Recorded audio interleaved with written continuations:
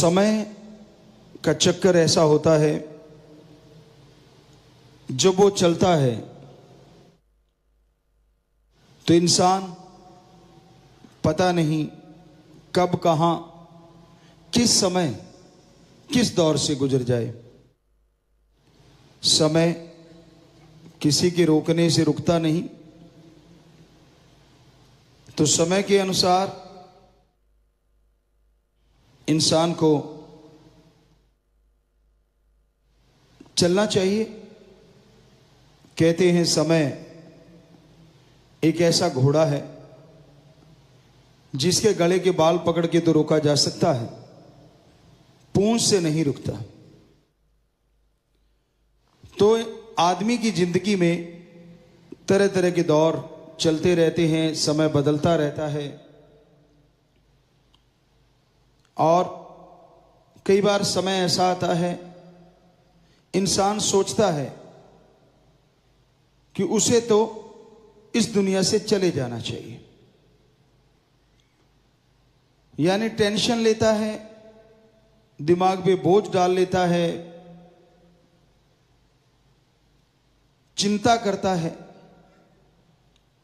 चिंता, टेंशन किसी भी चीज का हल नहीं है।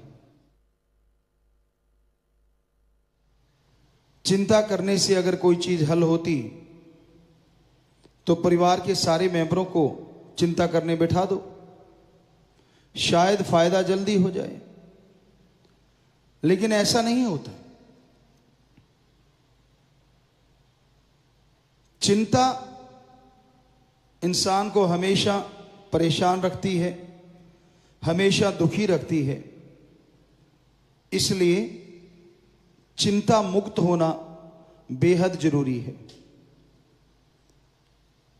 टेंशन लेते हैं, चिंता होती है उन बच्चों को जिनके पेपर नजदीक आ जाते हैं। चिंता बिजनेसमैन को भी हो सकती है, किसान को भी हो सकती है, जिसकी फसल बरसात की वजह से या किसी और वजह से खत्म हो गई। पर चिंता करने से किसी चीज का हल कभी नहीं हुआ। आपके पेपर आने वाले हैं, अगर आपने अच्छी तैयारी कर रखी है तो आप जरूर अच्छे नंबर ले जाएंगे। चलो किसी वजह से आप रह गए हैं, बजाय टेंशन लेने के ये सोचिए आप पास नहीं हुए, फेल हो गए, तो उस फेल के कारण क्या है,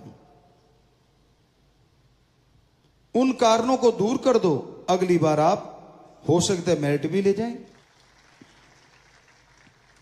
किसान की फसल बर्बाद हो गई, माना कि उसकी रोजी रोटी होती है, जिंदगी होती है, पर इसका मतलब ये थोड़ा ना है कि अपने आप को खत्म कर लो तो बाकी का परिवार क्या करेगा।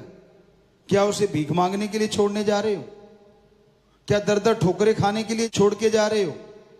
अरे आप मुखिया हो घर के, और अगर आप ये सोचते हो कि मैं आत्महत्या कर लूं तो ये आपकी महामूर्खता है। और धर्मों में भी जो आत्महत्या करता है उससे बड़ा कोई घाती नहीं होता, उससे बड़ा कोई पापी नहीं होता। ये हमारे धर्मों में बताया गया है। तो बजाय ये टेंशन लेने के कि मेरी फसल बर्बाद हो गई, मैं तो मर गया, अगली फसल के पूरा जोर लगा दो।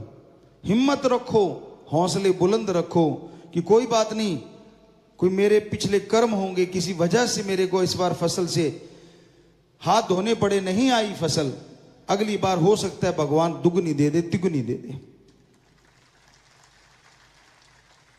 अगर शरीर सही है, सलामत है, तो कितनी भी फसलें उगा सकते हो। अगर यही चला गया तो कहां से फसलें और कैसी फसलें। इसलिए यह सोचना ही मूर्खता है, करना तो बेहद बड़ा पाप। और फिर आप निकल जाते हो, मेरे मांगने वाले आते हैं जी, मुझसे मैंने कर्जा उठाया हुआ है जी, मैं तो बड़ा परेशान हूं जी। पहले तो तुझे सोच के उठाना चाहिए था।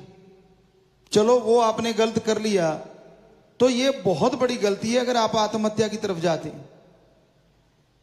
आपके बच्चे, आपके परिवार का आप पे जिम्मेदारी है। हमारी संस्कृति यही कहती है, क्योंकि आप सही तरीके से जिम्मेदारी निभाएंगे तो हो सकता है बुढ़ापे में बच्चे भी आपकी केयर करेंगे, आपकी संभाल करेंगे। और उनको बीच मझधार में छोड़ के चले जाते हो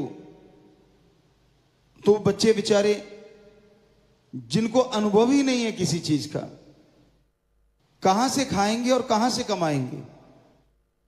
तो आत्महत्या किसी चीज का हल नहीं है, यह कभी नहीं करनी चाहिए। बिजनेसमैन हैं, व्यापारी हैं, घाटा पड़ गया या कोई छापा पड़ गया या कोई सैंपल फेल हो गए तो वो आपकी कमी की वजह से हुआ है। उसको सोच विचार करके दूर कर लो। इसमें टेंशन या आत्महत्या का क्या हल है? कभी भी नहीं। और ये बातें आती कब हैं? जब आदमी के अंदर आत्मिक शक्ति की कमजोरी आ जाती है, आत्मबल कम हो जाता है, तब ऐसे विचार आते हैं। तो आत्मिक शक्ति आपके अंदर है और उसको जगाने के लिए जरूरी है आप आत्मा को खुराक देते रहें।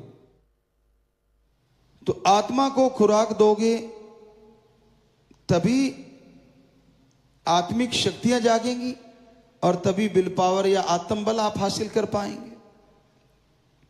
तो अपने आत्मबल को बुलंद कीजिए, तो ये सोचें आएंगी नहीं। बैठे बैठे आप सोचते रहते हैं। अब जब सोने जाते हैं तब कई बार लोग ज्यादा सोचते हैं। बंद कमरा है, ऊपर चद्दर ले ली और फिर बस ये लगता है कि सारी दुनिया खत्म हो गई, ये हो जाएगा, वो हो जाएगा, बर्बाद हो जाएंगे, मिट जाएंगे, मर जाएंगे। सुबह उठते हो, आंखें खोलते हो, सारी दुनिया ज्यों की त्यों, चिड़िया पक्षी सब घूम रहे हैं, बोल रहे हैं। तब महसूस होता है कि नहीं, तू ही गलत था, बाकी सब कुछ ठीक है। बहुत सारे लोगों के अंदर आता होगा कि हाँ, टेंशनें चली गई, चिंताएं चली गई, जैसे आंख खुली, फिर रात को जाते हैं, फिर शुरू हो जाते हैं। एकांत में बैठते हैं तो शुरू हो जाते हैं। और कई तो चालू ही रखते हैं ये काम, टेंशन ही टेंशन, टेंशन ही टेंशन। एक राम नाम का जाप करने वाले एक सत्संगी को चाहिए, बजाय टेंशन के सुमरन करे। चलते, बैठ के, लेट के, काम धंधा करते, यकीन मानो बड़ी से बड़े परेशानी से निकलने का हल आपको आपके अंदर से मिल जाएगा। किसी से राय भी नहीं लेनी पड़ेगी, क्योंकि राम सबके अंदर है। वो ओम, वो दाता, अल्लाह कहो, परमात्मा सबके अंदर रहता है। और कई लोग इन सब चीजों से पढ़ के कड़ जाते हैं। पढ़ के कड़ना, हद से ज्यादा ओवर कॉन्फिडेंस मान लेना अपने आप को। जैसे इंसान ये सोच लेता है कि मैं इस चीज में परफेक्ट हूं, मेरे को पूरा ज्ञान आ गया। जी नहीं, रोजाना नई नई खोज हो रही हैं और उन खोजों से रोजाना नए आविष्कार हो रहे हैं, जिसमें मानवता के भलाई के लिए, सृष्टि के फायदे के लिए भी हैं और खात्मे के लिए भी हैं। दोनों तरह के आविष्कार होते जा रहे हैं। तो अगर आप अच्छा नेक इंसान हो तो आप एक टेम्परेरी मुखौटा ओढ़ लेते हैं, वो नहीं ओढ़ना चाहिए, दिखावे के लिए अच्छा बनना। तो रब नाल ठगियां क्यों मारे बंदे, वो अंदर बैठा है तेरा खसम, वो राम, वो ओम। हमें तो कोई बात नहीं, हमारा तो काम ही पर्दा रखना है। लेकिन सांझी बात कह रहे हैं ऐसे मुखौटधारियों से कि ये आप अपने आने वाली जिंदगी में कांटे बो रहे हो। क्योंकि दिखावे में दिखाना कि भाई मैं तो भक्त हूं, और बाद में पाप कर्म करना या मनमता करना या बुराइयां करना या बुराइयां देखना या बुराइयां सुनना। संत तो दुआएं करेंगे, आशीर्वाद ही देंगे, लेकिन कर्म जो कर रहे हो वो एक एक का हिसाब देना पड़ेगा। और तब रोओगे, तब भी हमने तो यही कहना, बेटा आशीर्वाद माफ, लेकिन तब नहीं होगा। ये हकीकत है, ये कड़वी सच्चाई है। और हमें लगता है ये सुन के भी कई अमल नहीं करते, ये सुन के भी कई मानते नहीं। उनको ये लगता रहता है कि मैं अपनी जगह सही हूं, मैं जो करता हूं वो ठीक है, बाकी जो करते हैं वो गलत है। तो ये आपकी सोच हो सकती है, आपके विचार हैं। सच्चाई तो ये है कि आप ये जो डबल दोगलापन कर रहे हैं, ये आप अपने जीवन में कांटे बो रहे हैं। जब चुनने पड़ेंगे तब रोना मत। ये हकीकत है। दिखावा, आदमी खुश हो सकता है, पर वो ओम हरि राम किसी के दिखावे में नहीं आता। उसके लिए तो भावना शुद्ध होनी चाहिए। किसी भक्त से पूछा गया था कि प्रभु के भक्त को मालिक से जो प्यार करने वाला है उसको कैसा होना चाहिए। उसने कहा था दुख सुख की तमीज नहीं होनी चाहिए। सुख आ गया तो खो मत जाना, दुख आ गया तो रो मत जाना। हद से ज्यादा मतलब रोने पीटने लग जाओ। सुख दुख जिंदगी के गहने हैं। बेपरवाह जी का भजन है, जिसे हर जीव पहने हैं, कि ये ऐसे गहने हैं जो जिंदगी में चलते रहे। जैसे संचित कर्म, पिछले जन्मों के कर्म जो बचपन से लेके अब तक आपने किए, उसके फल को आपको भोगना है।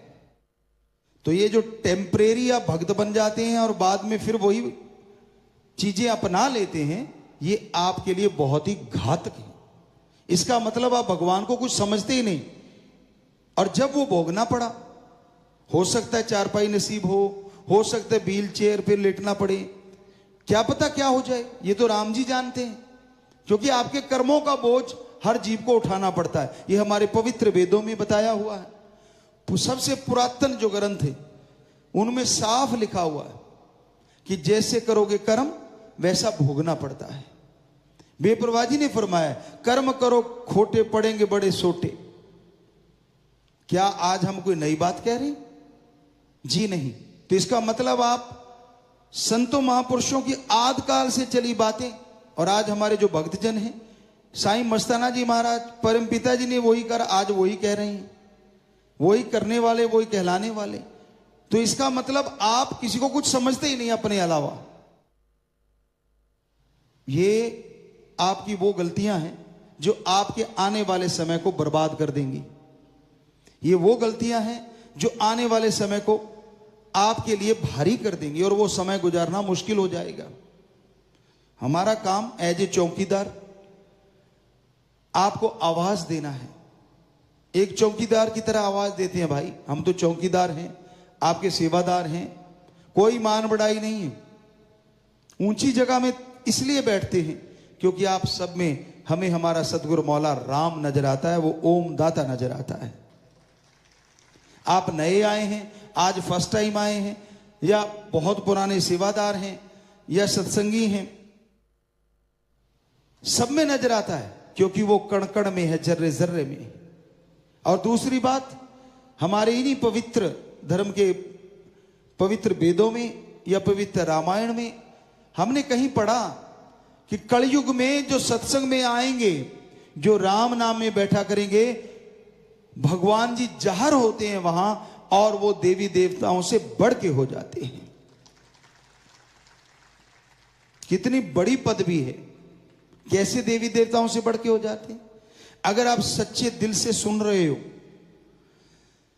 अगर आप ओपन माइंड से सुन रहे हो, नैरो माइंड अगर पहले कुछ बना के आए हो तो बात अलग है।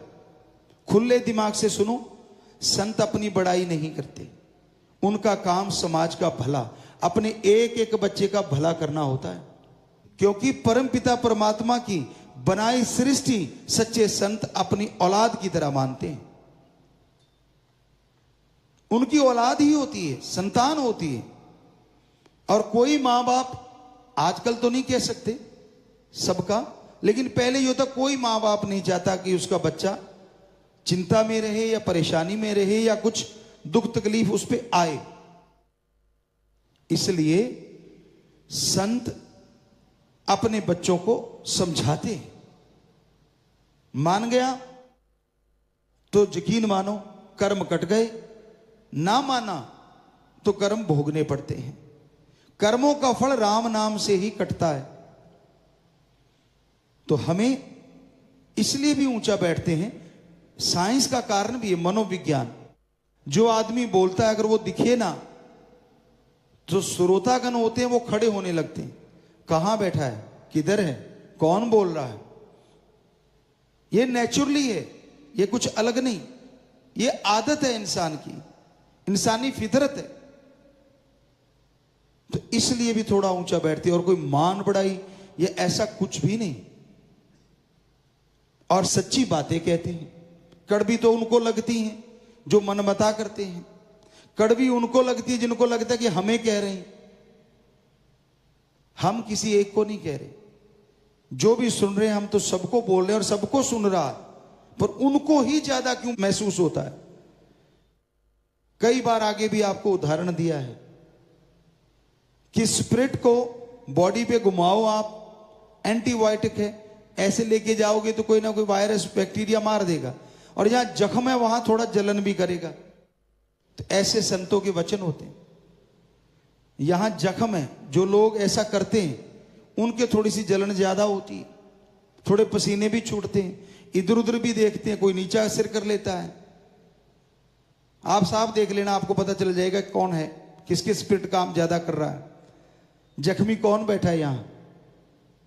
और कई ढीठ होते हैं कि नहीं बिल्कुल हमें कोई फर्क नहीं पड़ता, तो वो दूसरों को पता ना चले, यहां ऐसे ऐसे करेंगे, हाँ बिल्कुल ठीक है, वो भी ओवर एक्टिंग है। तो कई निशानियां होती हैं, हमें तो यहां से साफ पता चलता है। बुरा ना मनाना, क्योंकि आप बिजनेस व्यापार करते हैं, आपको उसका तजुर्बा होता है, और हम सारा दिन लोगों से मिलते हैं, उनको देखते रहते हैं, हमें इसका तजुर्बा है क्या गड़बड़ कहां हो रही है और किसके ज्यादा हो रही है, चाहे जैसी मर्जी पोजीशन बना लो। तो हकीकत है जब जागो तभी सवेरा। आज सुन के आज मान लो, क्या पता फायदा हो जाए। किए कर्म तो भोगने, एक ही तरीका है सुमरन और दृढ़ यकीन, जो आपको बचा सकता है। अदरवाइज किए कर्मों का फल भोगना पड़ता है। पर कई बच्चे टेंशन लेते हैं, बहुत चिंता करते हैं, काम तो छोड़ देते हैं बुरे, लेकिन फिर चिंता करते रहते हैं कि मैंने जो किया वो भोगना होगा, अब मेरे रिजल्ट आएगा उसका, तब क्या होगा। अगर कोई ऐसा सच्चा पश्चाताप करना चाहता है, सेवा और सुमरण करो, दृढ़ यकीन रखो, वचनों पे पक्के रहो, तो यकीन मानो वो टेंशन भी दूर हो जाएगी और सुख में जिंदगी आप व्यतीत कर पाएंगे।